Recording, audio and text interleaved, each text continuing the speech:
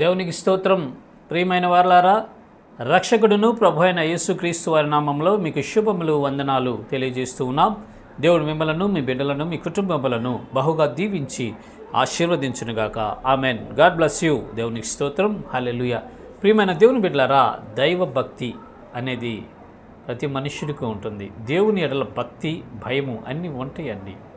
ఈ ప్రపంచాన్ని మనం ఒకసారి పరిశీలిస్తే, ఈ ప్రజలందరినీ పరిశీలించినప్పుడు దేవుడు అంటే భయము, భక్తో ఏదో ఒకటి ఉంటుంది మనుషుడికి. అందుకే వారి వారి దేవుళ్ళను, దేవతలను వారి వారి పద్ధతుల ప్రకారం వాళ్ళు పూజించుకుంటూ ఉంటారు, ఆరాధించుకుంటూ ఉంటారు.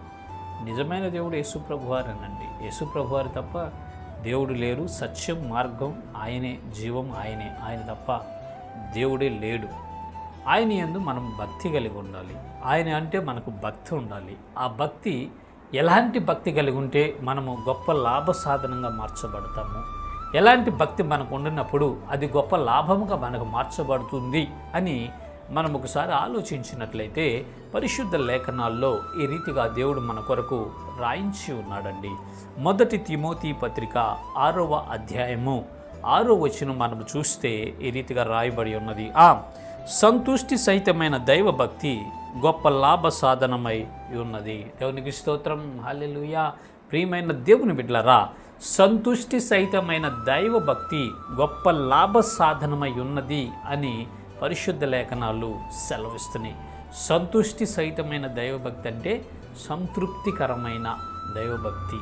సంతృప్తితో, తృప్తిగా, పరిపూర్ణంగా మనం దేవుని యందు ఇష్టత కలిగి, సంతోషము చేత దేవుని యందు ప్రేమ కలిగి, ఆయన యందు భక్తి కలిగి ఉంటాం చూసారా, అదే గొప్ప లాభ సాధనమై ఉన్నది అని పరిశుద్ధ లేఖనాలు సెలవిస్తున్నాయి. ప్రియమైన దేవుని బిడ్డలారా, మనం కొంతమందిని చూస్తే వారు దైవ భక్తి ఉన్నట్లుగా ఉంటారు, కానీ వారిలో దైవభక్తి ఉండదండి. వారు దేవుని వద్దకి దేన్నో ఆశించి వస్తారు. వారు దేవుని సన్నిధికి ఎందుకు వస్తారంటే, మరి ధనాన్ని ఆశించి రావచ్చు, లేదా పేరు ప్రఖ్యాతలను ఆశించి రావచ్చు, లేదా ఇతరుల కోసం రావచ్చు, కుటుంబీకుల కోసం కొంతమంది వచ్చేవాళ్ళు ఉంటారు. కొంతమంది భార్య భర్తలు అయితే భర్త కోసం భార్య, భార్య కోసం భర్త వచ్చేవాళ్ళు ఉంటారు. తల్లిదండ్రుల కోసం కొంతమంది బిడ్డలు వచ్చేవాళ్ళు ఉంటారు. రకరకాలుగా కారణాల చేత దేవుని సన్నిధికి ప్రజలు వస్తూ ఉన్నారు, కానీ అది భక్తితో రావట్లేదని అర్థం అండి. ఏ విధంగా దేవుని సన్నిధిలో మనం ఉండాలి అంటే, సంతృష్టి సహితంగా మనం ఉండాలి.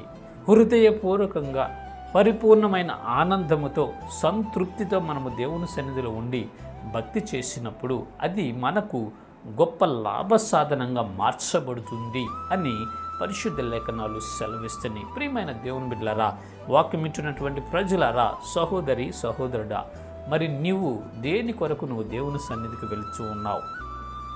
ఏమి కావాలని నువ్వు దేవుని యందు భయభక్తులు కలిగి ఉన్నావు? ఏమి అవసరమయ్యి నువ్వు దేవుని యందు భక్తి చేస్తున్నావో ఒకసారి నీ జీవితాన్ని నువ్వే పరిశీలించుకో. ఒకవేళ నీవు సంతుష్టి సహితమైన భక్తి చేయకపోతే అది నీకు లాభ సాధనంగా ఉండదు అని గ్రహించుకో. ప్రియమైన దేవుని బిడ్డ, సహోదరి సహోదరుడా, నువ్వు ఎవరి కోసం వెళ్తున్నావో, దేని నిమిత్తమై నువ్వు నీ దేవుని సన్నిధికి వెళ్ళి భక్తి చేస్తున్నావో పరిశీలించుకో. సంతుష్టి సహితమైన భక్తి నువ్వు చేస్తూ ఉన్నట్లయితే అది నీకు గొప్ప లాభ సాధనంగా మార్చబడుతుంది.